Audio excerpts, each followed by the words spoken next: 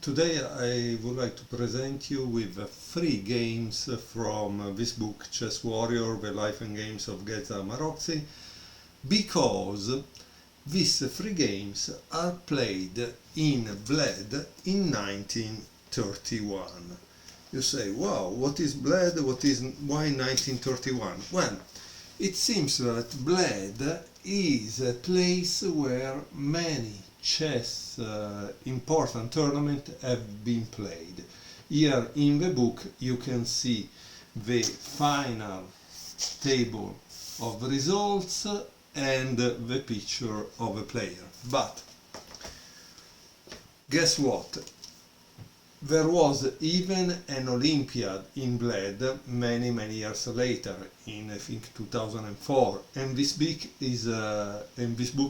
it's about that Olympiad, and so it's kind of very interesting that in the same place where we have this big tournament won by Alekhine. Here you can see that the tournament was won by Alekhine, followed by Bogolyubov and Nintsovich, and Maroczy clearly had a very bad performance. But in reality he was able to beat Bogolyubov, the second place player, right? In fact, this game, played on September 2nd, 1931, Maroczy is white and Bogolyubov is black. He starts with e4, e5, knight f3, d6. Okay, so this is the Philidor defense from the famous Frenchman. d4, knight f6, d takes e5, knight takes e4. And now there is a nice move played by Maroczy, which is queen d5. Here it says, there is a comment that says, Ferenc Chalupecki claim in Hungarian Chess World, probably a magazine, that this move was a novelty by Maroczy, but Hans Müller and Lajos Steiner had already played it much earlier. So it is quite difficult to understand why it is called the Nintsovich-Rellstab variation. Honestly, this is normal in chess. We often attribute the wrong name to some variation just because that's what the memory of it is. But in fact, if you go to look in some big game databases, you always find that someone played it before them. Also, if they played it a little different, okay? So, knight c5, bishop g5, and here Bogolyubov plays b6, f6, sorry. Now, keep in mind that Bogolyubov was a player that played hundreds of games against Alekhine. In fact, I think they were interned in the same prisoner camp in World War I. So he was a top player. But strangely, you know, sometimes you have some other players that they always beat you. Also, if they are not as strong as you, you have a bad performance against them. Okay, so here e takes f6. Probably instead of f6 it was better to play bishop e7, okay? So f6, e takes f6, g takes f6, and bishop e3. Other serious players had this position on the board in the following 100 years, with disastrous statistics for black. So in this case it was an opening preparation problem. Bishop e6, queen h5, check, bishop f7, queen h4, and knight b d7. The f6 foot soldier is weak, and that will be its downfall. and so will the voluntarily shatter king-side structure. King-side structure shatter because this is isolated and this is isolated. So for at this moment white has already two strategic goals: to attack these two pawns. And of course you have to finish your development, okay? But the reality is that this is a very easy strategic goal that you can have. Knight c3, c6, obviously taking control of d5 and b5, but also the thing is you need at a certain point to develop this queen, right?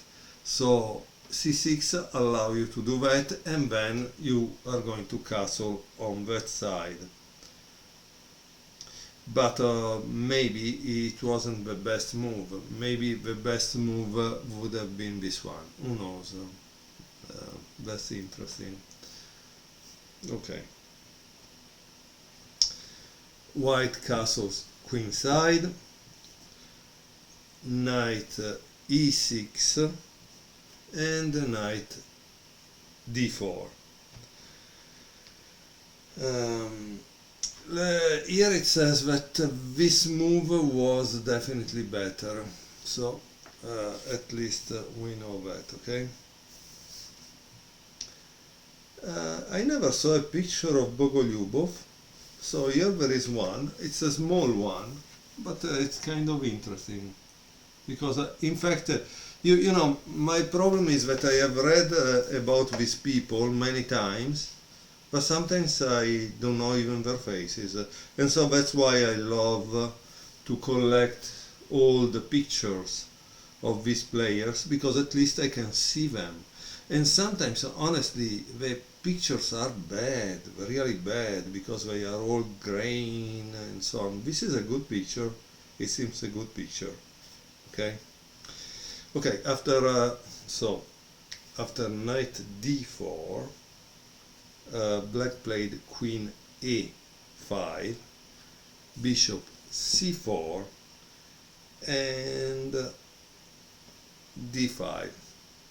Here it said that probably knight takes d4 was better because it would have prolonged the defense for black. But let's see how the game continues. Bishop e2. And here it tells us that knight takes e6 is winning tactically, but the problem is that the line that it gives to prove this knight takes e6 is better, it's like 10 moves long. I don't think there is a human being that makes that kind of calculation. So I believe that the line 10 moves long might be totally right, but it's made by a computer. Bishop e2. And now finally black castle 2. And here there is a diagram, so it should mean that you are white, you think about what should be the next move by white, okay?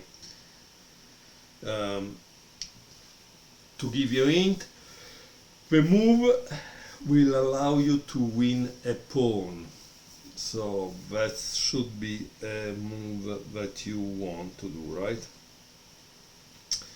White played bishop g4, and here it says this move wins a pawn by force as the bishop pins through both knights. So his pin is kind of important, because if you move, once you move this, obviously this is not protected because this is pinned by the bishop g4. What does black plays? Black played knight g7, that probably is not the best move, but I don't see the author giving us the actually better move. He says that bishop a3 doesn't work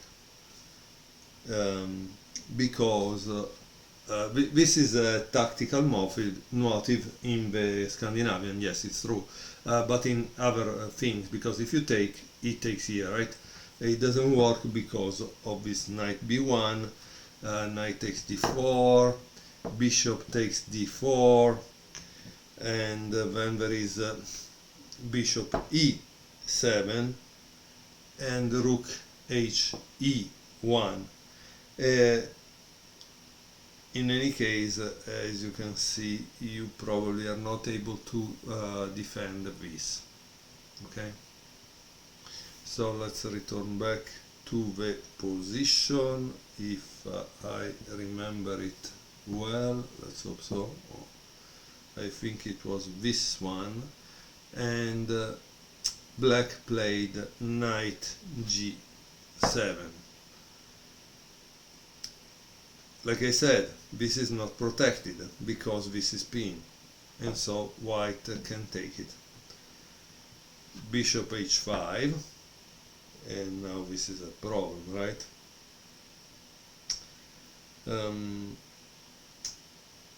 Now, can you imagine that Maroczy played queen f3, but it was possible also to play this one?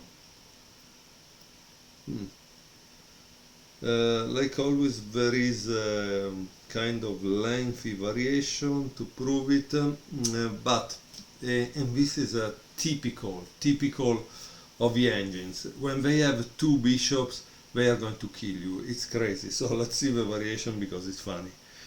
Bishop takes d1, bishop f4. Like I said, they start to control all the squares.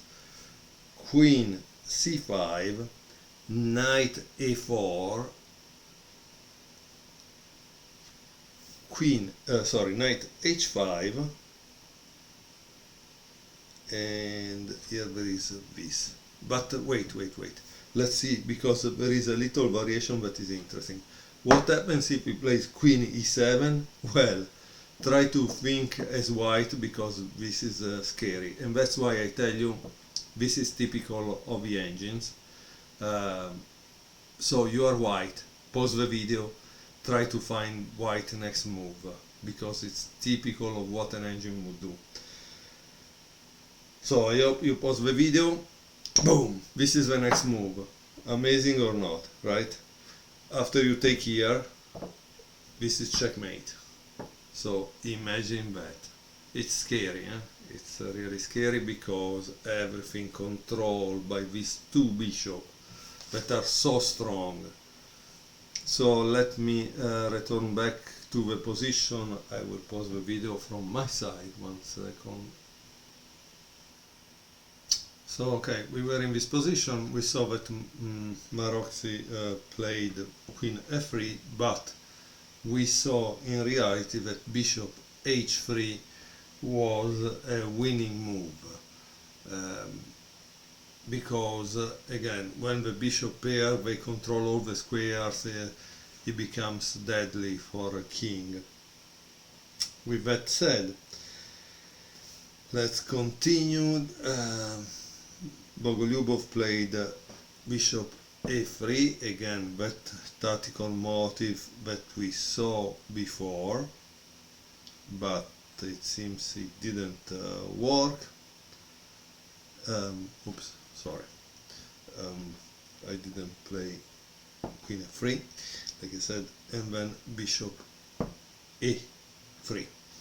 So this tactical motive didn't work because white played bishop take h5, queen takes c3,